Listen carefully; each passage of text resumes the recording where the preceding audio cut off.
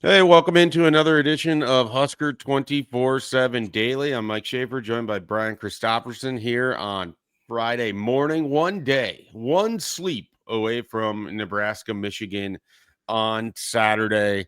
The game will be on CBS, kicking off the middle afternoon window. I don't know what is 2:30 considered middle afternoon. Is that fair? Mid afternoon. I think so. I always just call it the 2:30 window. Then I realized it's been a privilege to talk to Brad Nessler and Gary Danielson. Of course, they always think of it as the 3:30 window. Yeah. So in the interviews I specified, I mean 2:30 Central, of course, but um Yeah, you don't want them to think that you're an idiot. yeah. Who is this guy? Get him off the phone. Yeah, that particular time slot for games, Nebraska's had some nice wins in there. It's not a night game on Saturday, but I expect the atmosphere to be electric. Part of what I expect to enhance the atmosphere, Brian. Nebraska's wide receivers have looked pretty good through the first 3 weeks of the season. This is their first real big test, though I think Cincinnati proved to be more of a challenge than maybe we gave them credit to be on the back end, particularly with how they played, forcing Nebraska to just take a bunch of unders, throws and make smart decisions, not try to force the ball when you couldn't, and take what they give you. And so Michigan won't play that way on Saturday, and I think it leads to an opportunity for potential explosive plays. When you look at this wide receiver room, Brian, who's somebody on Saturday that you think has a chance to have a big game to help put Nebraska over the top?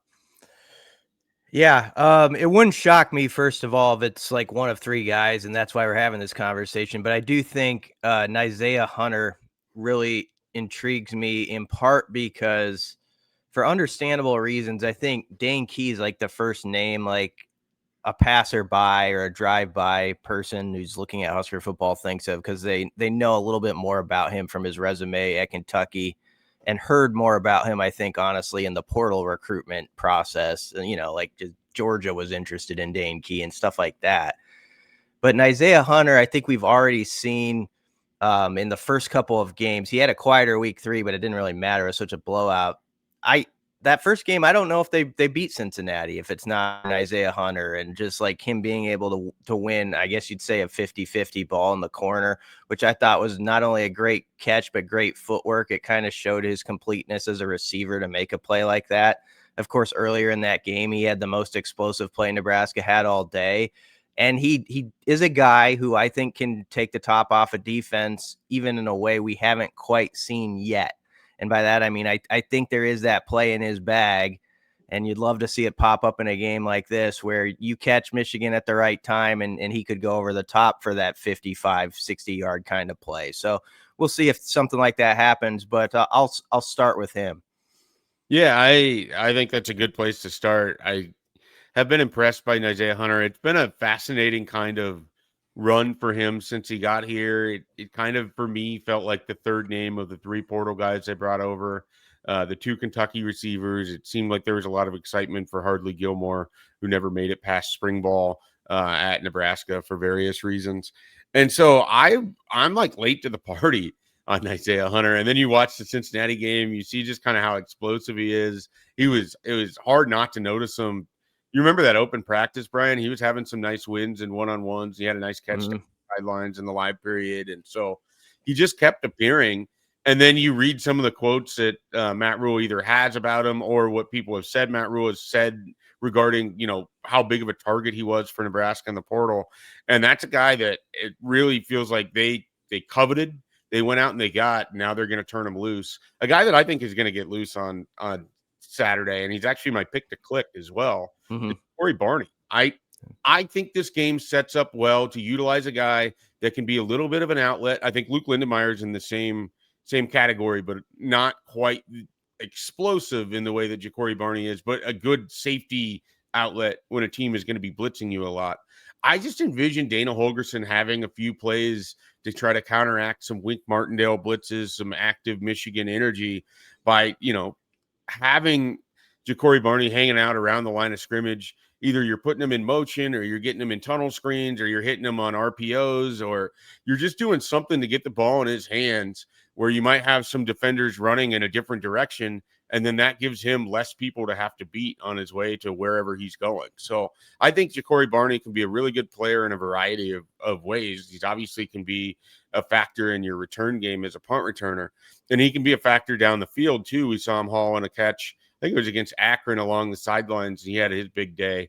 All three of these guys had a nice game to start the year. His was against Akron. And so he can just be used in a variety of ways. But I think it's going to be close to the line of scrimmage, getting him the ball and kind of letting him go to work with his athleticism. And so I look for Barney to have, I want to say, if you set the line at 7.5 for receptions, I'm going over. Like, I think they're going to feed him the ball quite a bit in short areas and just see what they can get out of it. Because if he breaks one or two of those, it's not going to happen every time. But if he just breaks one or two of those for like a 25-yard, potential field flipping kind of thing or more, I mean, that has a huge effect on what Nebraska's offense can be. Anybody else? I mean, you mentioned Dane Key. How do you see a Dane Key potentially affecting a game like Saturday? Obviously in a big way. I think Rule pointed it out this week, and it is a big deal. It'd be one thing if you just had like one or two guys, and a defense like Michigan can take away one or two guys. But I think he's really pleased with how the ball was spread around in the first three games, and it gives Michigan a lot to think about. Like you mentioned, all those guys had sort of their game at different points.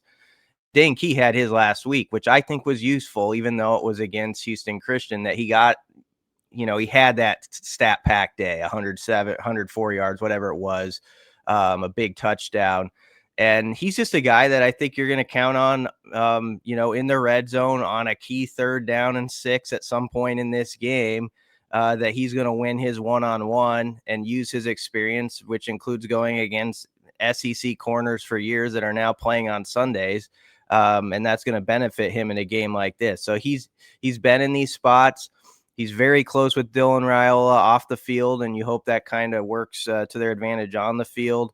So obviously, he could be the star of this game as much as the other guys we mentioned. I mean, it was a huge deal that Nebraska got him out of the portal. And you got him for games like Saturday, and he came here for games like Saturday. And so that's why, you would expect him to show up and make some plays. I want to harken back to one of my favorite individual performances in the last probably 5 years or so, and it actually coincidentally lines up with Michigan coming to town in 2021. Nebraska utilized Ramir Johnson on that day, probably the best they have at any point in his career. And he was such an effective weapon against Michigan, a similar defense, not the same kind of defense, but a similar defense against a very good Michigan team by utilizing him as a pass catcher out of the backfield. And so I think that, Emmett Johnson in particular could be very valuable for Nebraska, not just toting the rock as a ball carrier, but as someone that Dylan can swing the ball to.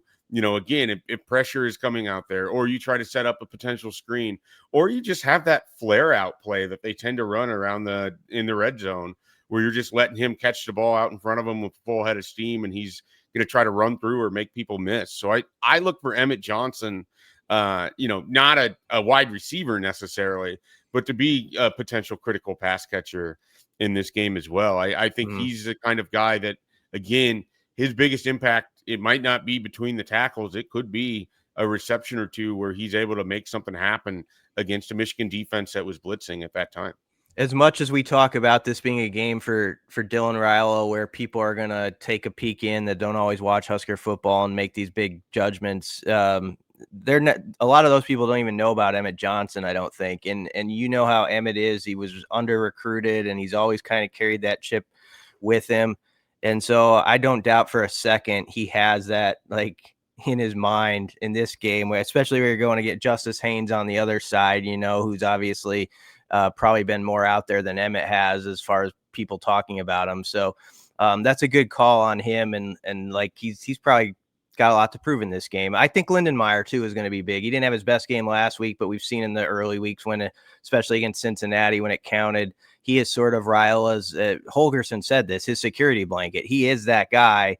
And so don't be surprised if he has a game where maybe he gets 4 or 5 touches because it's that play where he's the outlet guy, and hopefully he rumbles for some yards. So I think those are the main five. And then there's always that chance there's some wild card who pops up, and that's what's interesting about this group. Like you could bring in a Quinn Clark or a Cortez Mills for a few snaps, and he gets loose, and there it is, and that was big for Cortez Mills last week to get his first touchdown on a long bomb, and so I would guess he gets some snaps at some point too.